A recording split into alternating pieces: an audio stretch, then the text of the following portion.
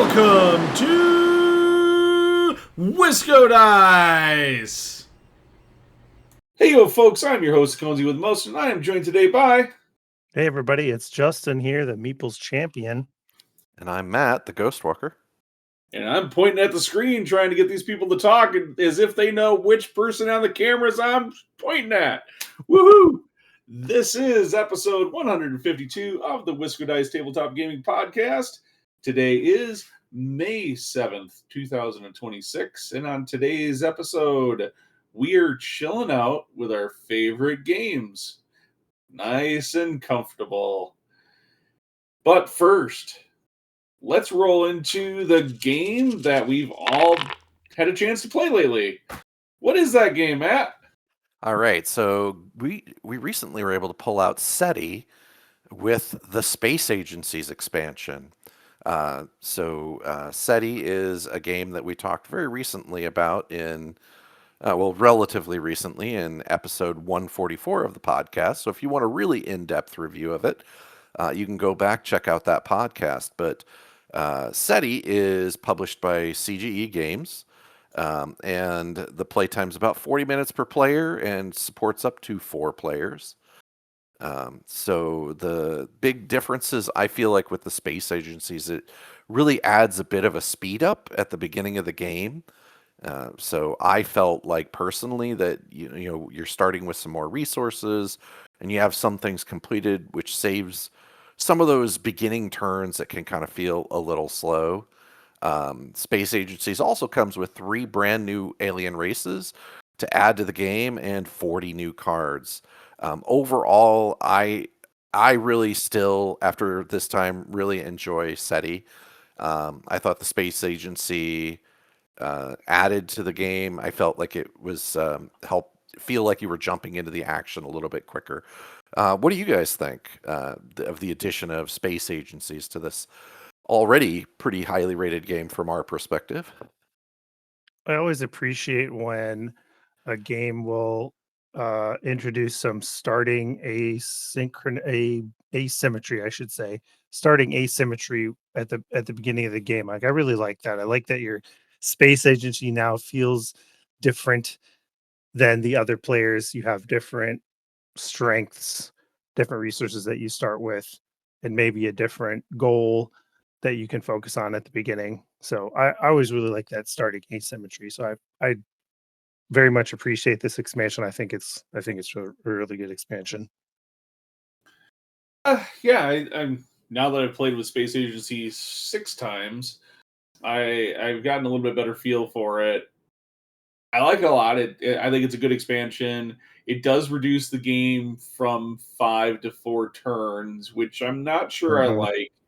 And it kind of forces you to not only have the space agency for the asymmetry, but you're also forced into kind of this prelude mode, or this, like, you are going to have kind of an emulated first turn that's all kind of randomly decided. There's cards that are or that you get to choose, like, the best for you 2 out of 3, with your choice of 2 of these space agencies that you're being drafted or selected. I do kind of wish that they would have went with these 2 concepts. I like them both, by the way. I don't get me wrong. I like them both, but it would have been nice if they would have allowed for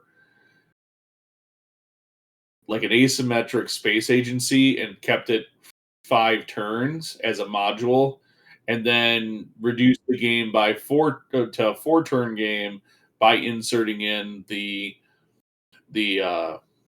prelude component. Basically, when I say the prelude component, I'm referencing to how Terraforming Mars has implemented it, which I can see why they maybe went this way to avoid doing that and not do the same thing. But I think there's a lot of times where, like in Arnok, I can insert in the asymmetric characters versus the standard archaeologists boards that you start with in base mustering. Absolutely. And I can teach a new player that, and it's good, right? There's not that much overwhelming. I don't think any of these space agencies are that overwhelming No. But when you start getting the space agency combined with okay, now I've got to choose out of 2 of them, plus I've got to choose 2 out of 3, at turn 1 emulated cards that emulate what I would have done in my turn 1,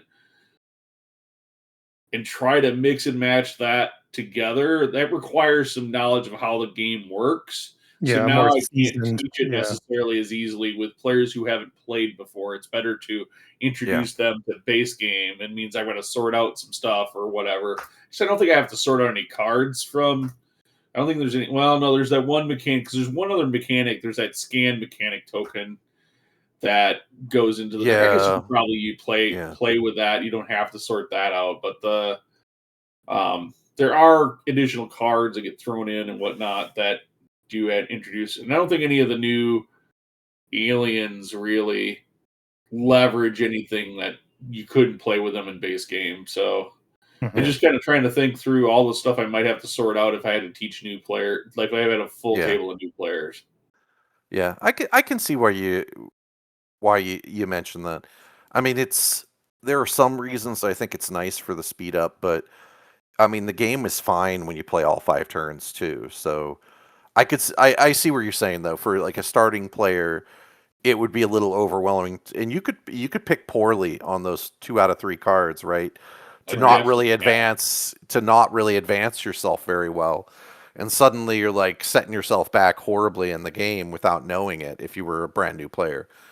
So and I've definitely kind of seen that, and I've going into con season here, and this is going to be one of the games I'm running at a lot of conventions this fall, or this coming fall. Yeah, so expect this in the rotation of games that WiscoDice will be running at conventions like Strong Tower Gaming Convention and Gamehole Con coming up here. But I think that's going to be interesting because I wouldn't be surprised if I have new players at the table that are playing SETI for the first time, and if they feel like they've locked in choices at the beginning of the game without really knowing how the game's going to work, if that's going to how much that'll affect them or bother them. I mean, I don't think it affected me. Me personally, the first couple of times I played with space agencies, it didn't really bother me that I made probably bad choices. But I'm also like, I've played this game 16 times now in the last year or so that I've had it. So it's not like I don't get it back to the table, which says something for the game itself. I really enjoy it. Yeah, absolutely. Yep. Beyond that, though, that's my only critique. I really do enjoy playing it. I kind of wish that that is one thing. Sometimes I kind of wish I could get that 5th turn back in, but it certainly doesn't work. I don't think the 5th turn works if you're playing with the prelude stuff, the prelude cards.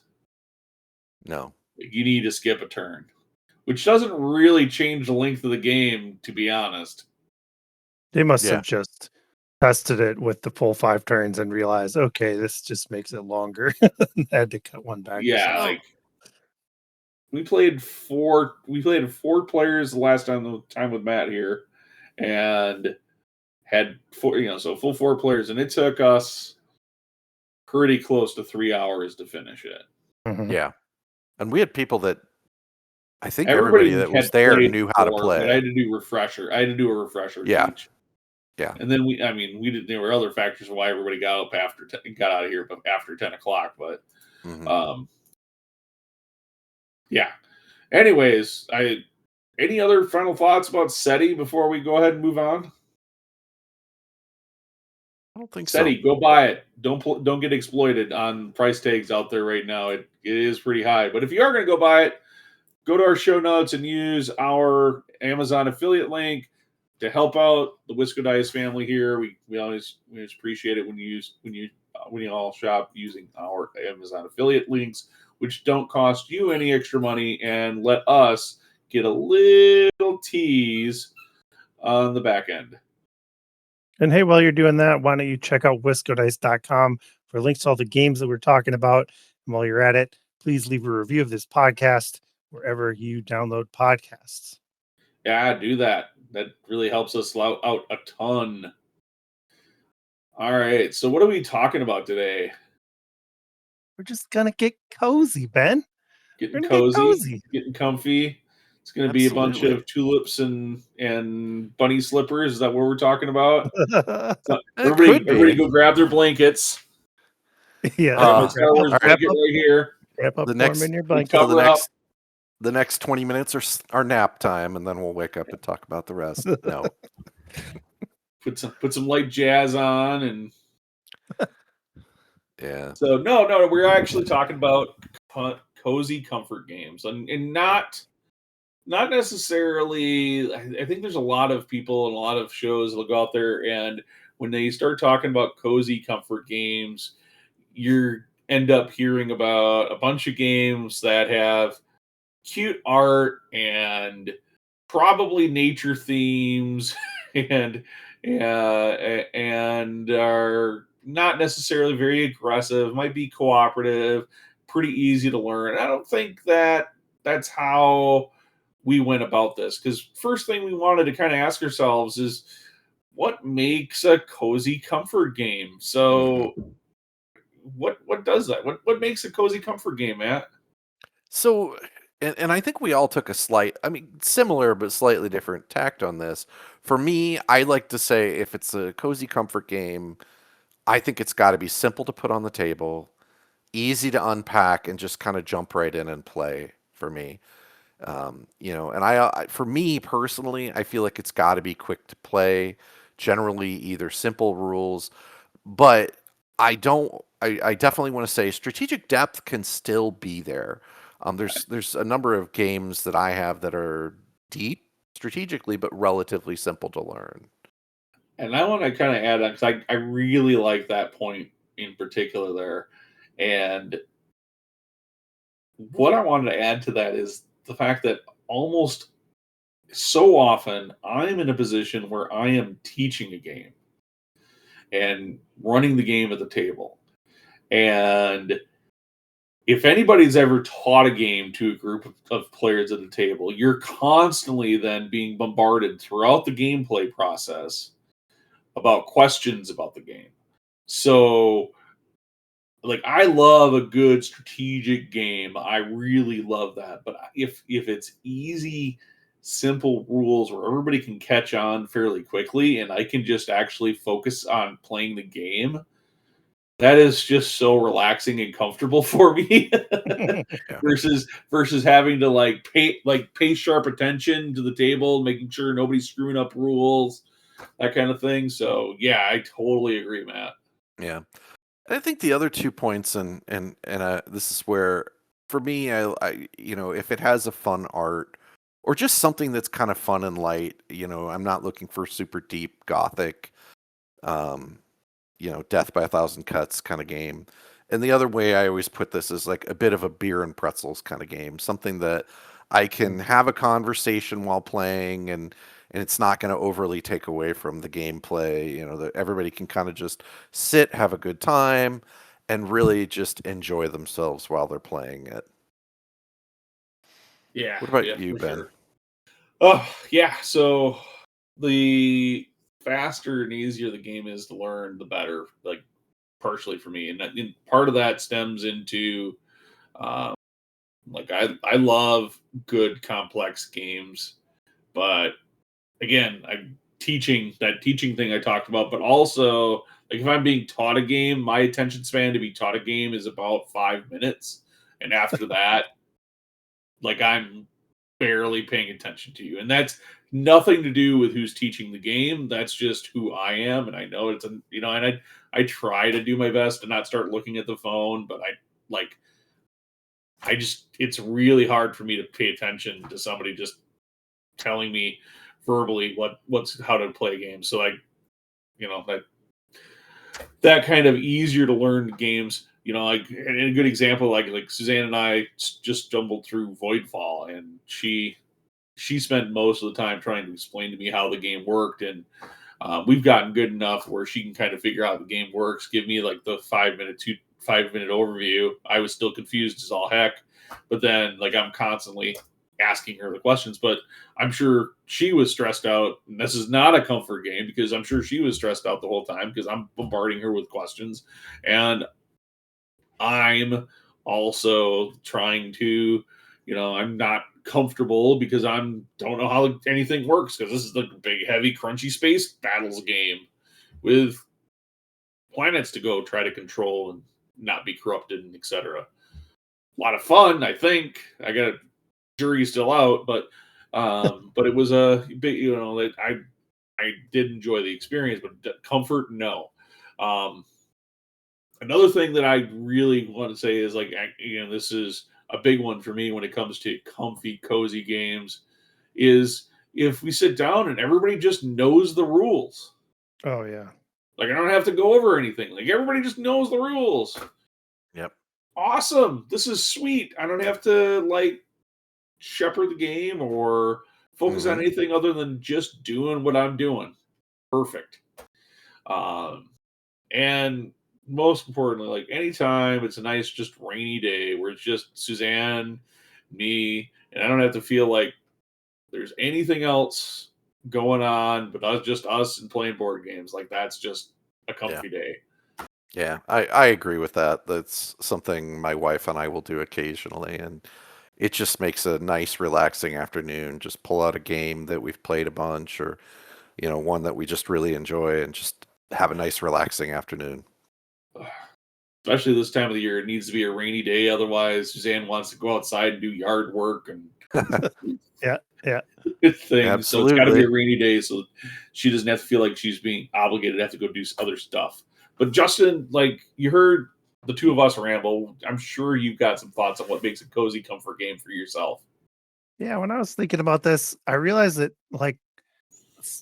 and when I kind of came up with my list of some of the games I felt were cozy comfort games, a lot of them just invoke some kind of nostalgia. There's stuff that I have a familiarity with and a history with, and that represent kind of key moments in my gaming sort of history. So that nostalgia factor, just bringing back those good gaming memories from the past, makes a game so much more enjoyable and relaxing because I'm just reliving those good memories, kind of a thing. So that's a big one for me.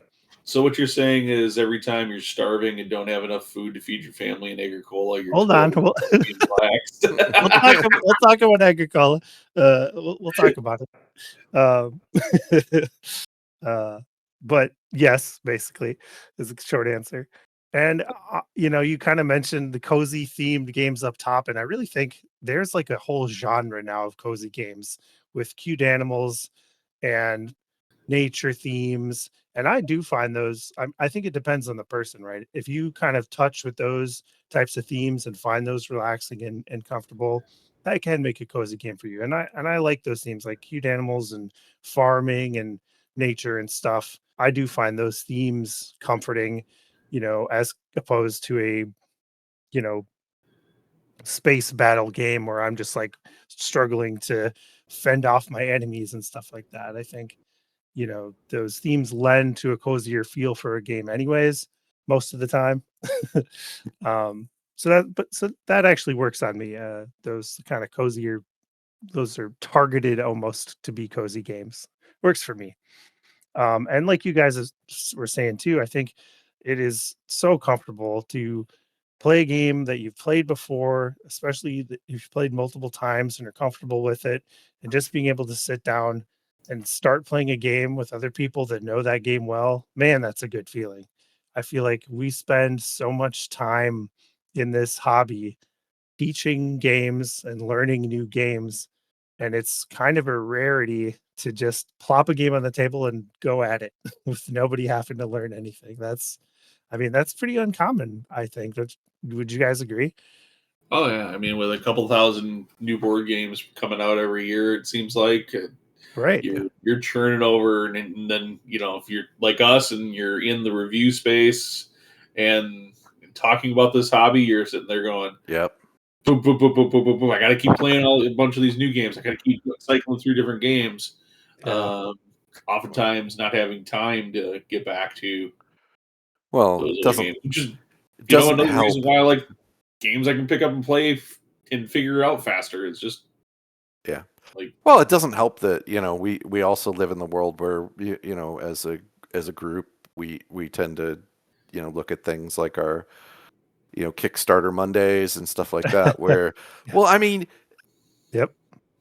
Between what you've done, Justin, and Ben and the others, I mean, it's like there's a lot of really great stuff there that's really bad for my pocketbook.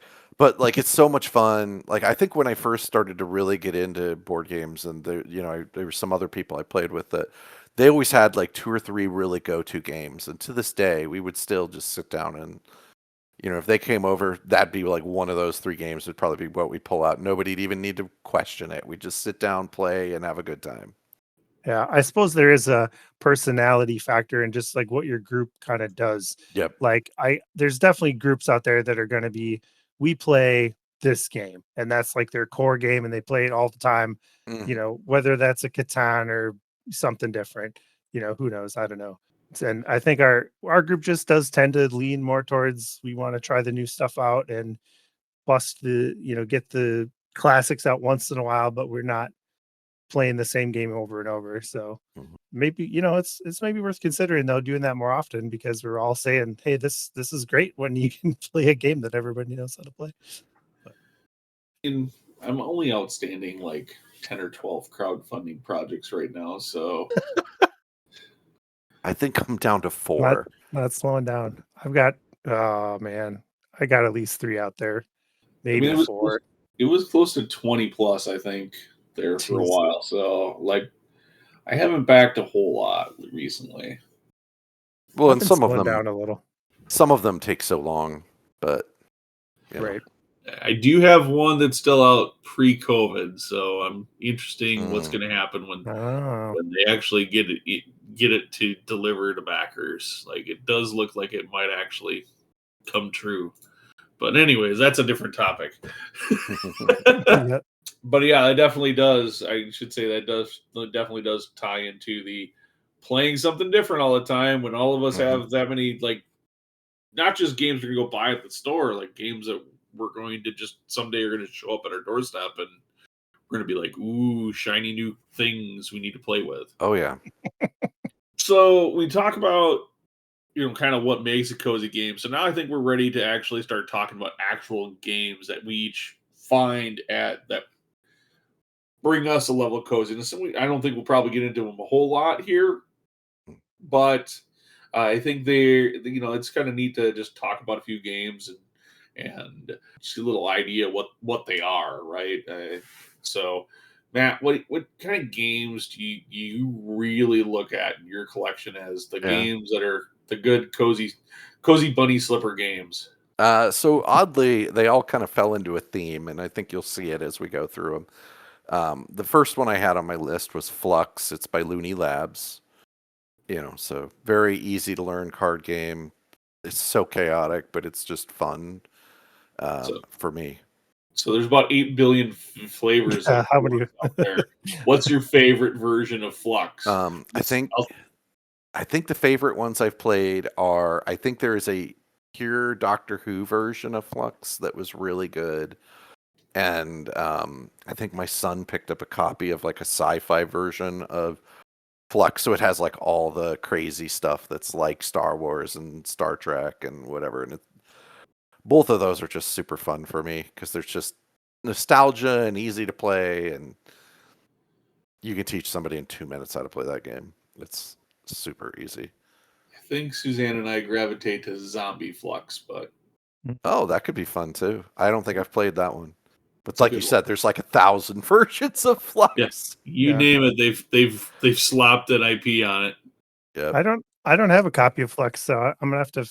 Sci-fi one might be a good one for me. There's a lot of really great versions. I mean, I would say buy one that just speaks to you. If you look at them, just look for one that speaks to you and your interests. So, yeah, there's enough versions of Flux out there. Yeah. What else is on this list? That's Flux. Forest Shuffle, which was I like to, by Lookout Games, I like to say that's like the crack that was introduced to our group, because it wasn't by Ben. It was like, I can't even remember who it was, but it was somebody, I think, at one of your other games, Ben, and that Meetups. has pervaded one of the meetups, and it has pervaded like the group pretty extensively. And so that's a fun one. My wife and I pull that out at least once a month, and it's just a fun game to just kind of play. The art's pretty good, so. Yep, I like Shuffle in the Forests. It's fun. Yeah. This next one, though, I think you're going to talk about, I have not played yet. Yeah, so the last one is Silver, and I mean any flavor. They have Silver Bullet, Silver Amulet. There's like 4 Silver Dagger. I think there's like 5 maybe different versions. So Silver is by Bezier Games. It's based off of the werewolf kind of thing that they've got, Ultimate Werewolf. It's a pretty quick card game to do where you're basically trying to earn the least amount of points, but like it plays out like, so like there's certain things where, you know, certain creatures kill other people and stuff like that. So it's just it's a super quick, easy, fun game. I enjoy it. And like you can play it with like up to 4 people. So super easy to teach. So I think those are all some really cool games, and definitely not any games that anyone would think of as, you know, normally traditional, comfy, cozy games. cozy. So, no. And I think there's one on my list you might consider a comfy game, but I'm gonna go ahead and talk a little bit about mine. And first, I'm going to talk about is Mysterium from Libelud, which is a classic kind of Dixit Clue kind of game where you're trying to find out the person, weapon, and place where there were some murders. But you know, the part that I think that makes this like cozy and fun is, one, it's co-op. 2, there is just crazy art. And 3, like when I'm playing, especially when I'm playing the Ghost, I love trying to, like, when we're doing reveals, just have fun with it and try to get people kind of excited and do little rhymes or something like that. So it's like just kind of just the fact that I'm putting on kind of a show for folks, it just makes me all nice and cozy and relaxed and chill. The rest of the players might be stressing out because they can't figure out what the person, place, or thing. But hey, don't worry, I'm not worried about that. Then there's Flip Tunes from Thunderworks Games. I have probably played this since I got it at Gen Con in 2025. I have probably played this game 15, 16 times, maybe more, maybe closer to 20. I don't know. It's been an insane amount. And the cool little cartoon art on the cards, the hiring and firing these little tunes, and I kind of gravitate towards the cats, and I really wish I could gravitate to the dogs, but the dogs just aren't strong enough. Like, I haven't figured out how to make the dog strategy work. But it's just cool little art and fast, simple. Like, you play a game in like all of 10 minutes. You love the button. That's what you love. The button is the best part. If I can get Suzanne to jump, that's great. It's a fun game. I love that one. If I can get anybody jumping at the table, that's awesome. Conan from Monolith Games, especially while I play Overlord. Again, this kind of goes into, it's a big, epic, like, it is like a battles game where the players are doing battle with the monsters that are under the Overlord's control. But I feel like I feel like when you're playing Overlord, if you're there are decisions you're making, but it feels a little cruise control for me at this point. Like, the decisions feel like they're pretty obvious, and so I can just kind of kick back and relax and kind of gauge this, gauge how things are going at the table, and just try to, like, I'm just in hey, I just want to make sure everybody else is having fun while I'm doing the things and I'm participating. Yeah. So that's Conan. I think that's from Monolith Games. That's my 3 that I kind of picked as my cozies. All games that I really love to play, and all have special reasons why I like playing them. So that's Conan, the fluffy bunny and puppy dog edition, or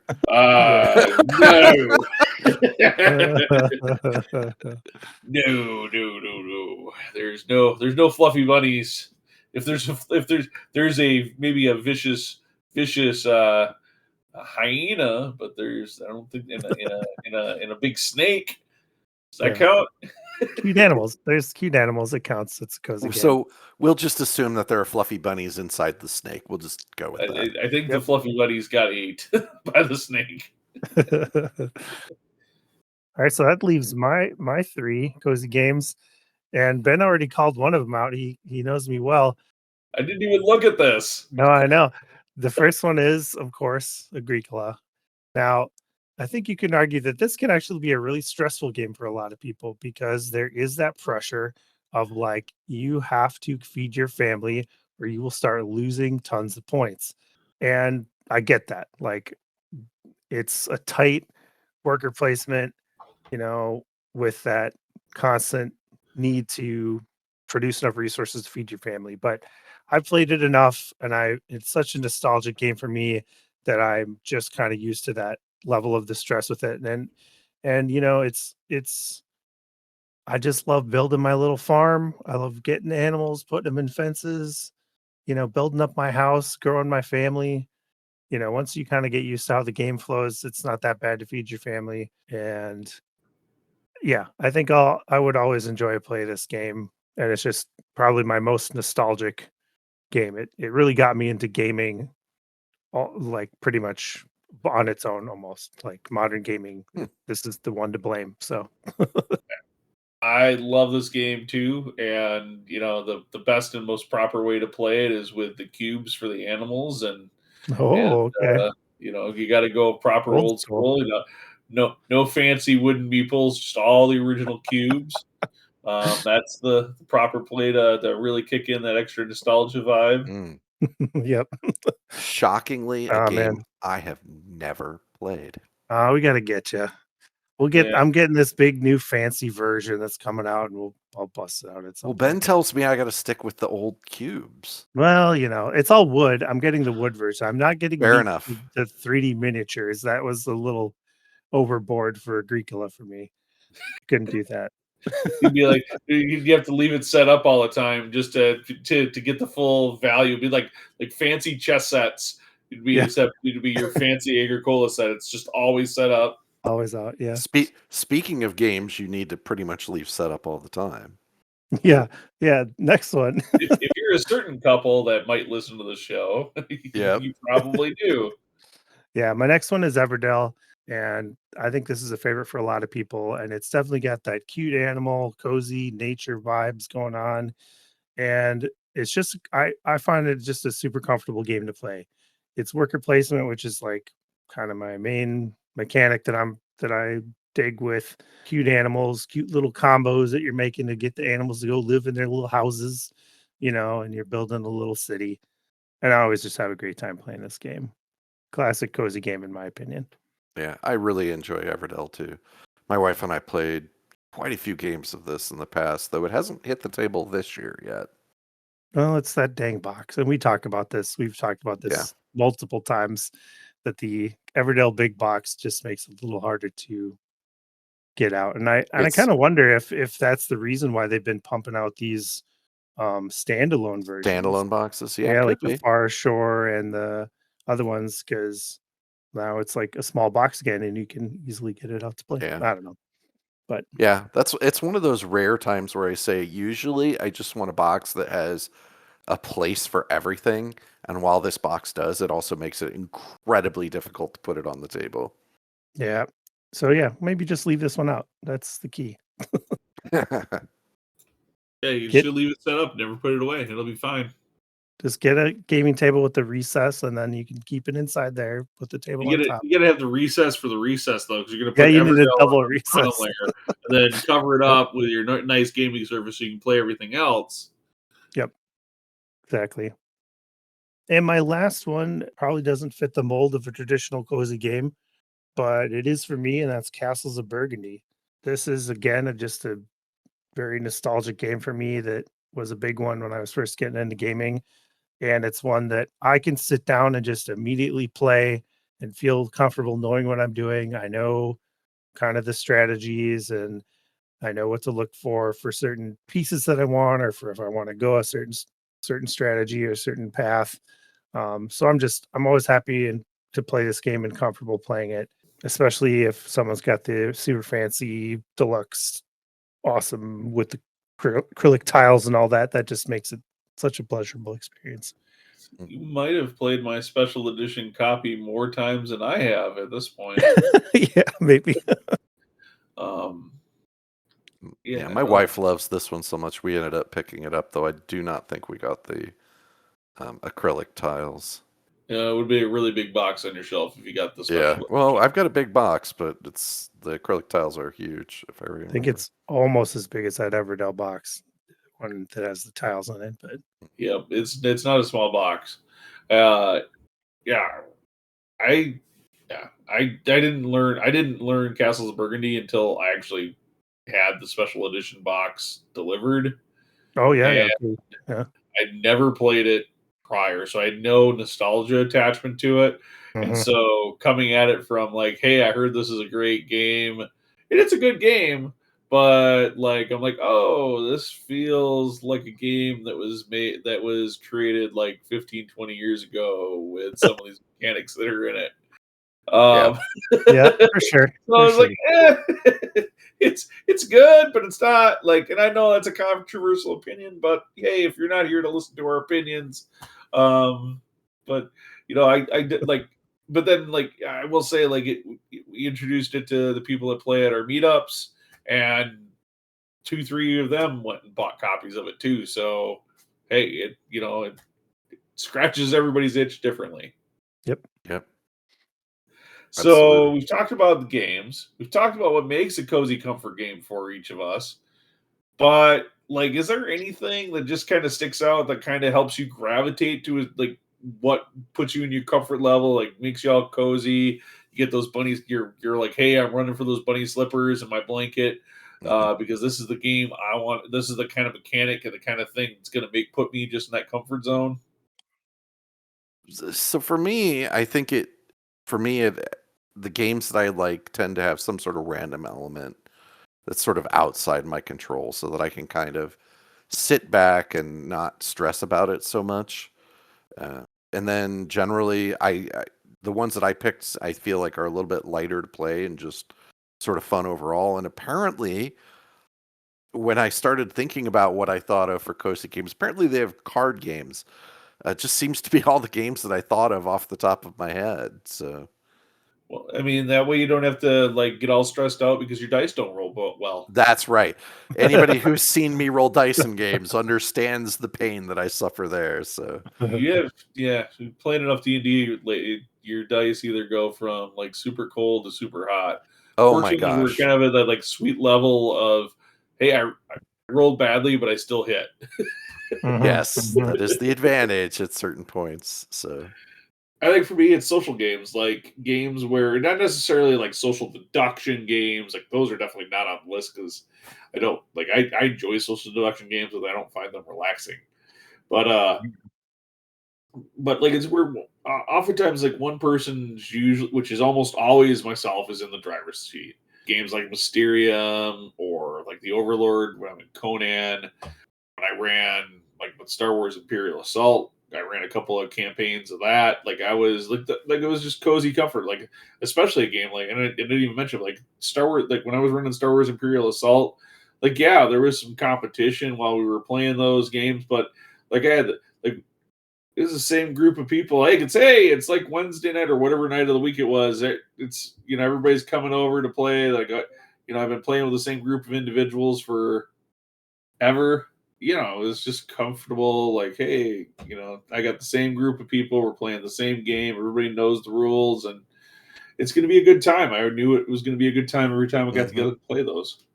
Yeah, I didn't think about like more social games, but I definitely find that comfort level with like something like a code names or like word games, like those social kind of party word games and stuff. That's definitely a comfort zone for me too. But I was thinking more on kind of the mechanics side, and for me, like any game that has worker placement as a mechanic, I feel comfortable with immediately. I can just feel like, okay, there's something I understand. I can latch on to this and I can piece things out from there. I'm going to be comfortable playing this game like at least I understand the, basic worker placement mechanics for the most part. What, you learn the little twist that this game puts on it, makes it different, but I'm not going to be stressed out learning a worker placement game. That's sort of my sweet spot for mechanics.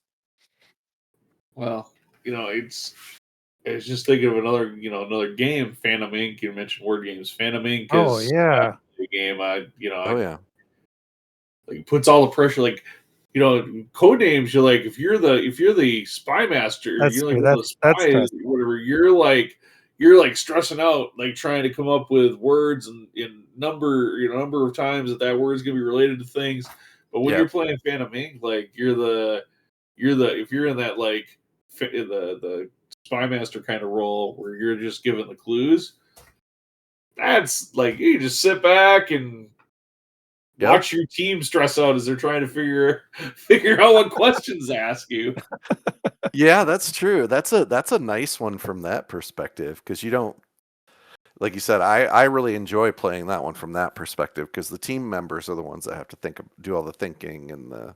Yeah. And I think when talking about worker placement, I think what Justin's saying is he wants to crank out some Lacerda games with some Kanban EV and some On Mars, so he can get back to his like comfort level and relax. Yeah, just a nice, relaxing on Mars game. That Sure. 7-hour game or whatever. God, I don't think I've ever played a Lacerda game feeling relaxed. Can't. I no. don't know if I've ever played a Lacerda game. Oh boy. And it's It's not that I definitely another don't level. like Frenchy, but it is a different level. It is a It is. completely It other is. level. You guys have both warned me that you have to be able to really, really, like, you need to prep to play those games. There's a couple of them, like Vino's isn't too bad. Kanban EV, I finally got It's to play actually that. not that bad. No, it's not that bad. It's On reasonable. Mars is probably the worst of the bunch as far as like Yeah, I think it's learning the and hardest. whatever. A Yep. So you're lot of it saying, is the art choice that goes with the rules that make it kind of challenging to figure out how to work the game. But once you kind of all of them, once you figure out the iconography and how the game generally works, you're usually like they're not as heavy as people make them out to be a lot of yeah. times. So what you're saying is not comfy and cozy. The thing is like Uh, you talk about worker placement games, like there is a certain um like if you played one Uwe Rosenberg Euro game, worker placement game, you can take everything you learned about the iconography and it applies to every other future Uwe Rosenberg game pretty much. Hmm. Like yeah. like all the way back to Agricola. It's the exact same iconography basically for every single one, and so many other games have kind of adopted using similar iconography that you're like, oh, okay. Like I Yeah. know it's a grain symbol, looks like a grain. It might not be called a grain here in this game exactly, but it's the same color, same token. Looks like basically the same thing on the card. Um, so it's a lot easier to transition, and I could say I think they're heavier weight games like Feast of Odin that Uwe did or whatever that outrate a Lacerda game, but are a lot of the Lacerda ones. Mm-hmm. Anyways, that's another topic, and we are at the end of our discussion. So we've talked about comfy cozy games, and probably not the comfy cozy games that you thought we were going to talk about when we started this episode. So hey, if you have some comfy cozy games or a different thought on what comfy cozy games are to you, we'd love to hear about it. So reach out to us on social medias, things like Facebook, Instagram, Blue Sky, or you can pop over to our Discord server and let us know there too. We're happy to find out and know more. Of course, if or if you thought there was something we agreed with. We also talked about the game that we have been playing. Unfortunately, we've really it's springtime. We've got spring stuff outside we have to do, and adulting, which has gotten in the way of us all getting together and playing a bunch of games. But we did get a chance to play SETI recently with the Space Agency's expansion. We can't recommend that one enough. At least the base game, it's absolutely brilliant. One of our favorite games of the past couple of years. And with that, it's time to go get those bunny slippers and cuddle up for an evening rest. So tune in next time. Thanks everyone for listening. Peace out. Thank you so much for listening. Make sure you leave a review of this show wherever your favorite place is to find podcasts. Oh, and by the way, give us a like on our Facebook page. And don't forget to follow us on Twitter, Instagram, or Pinterest while you're at it. If you haven't looked recently, make sure you catch up on the blog at WiscoDice.com. Hey, Brian, what's that site? Ah, darn, I forget. Justin, what's our website again? WiscoDice.com. That's right, it's WiscoDice.com. And until next time, everyone, peace out.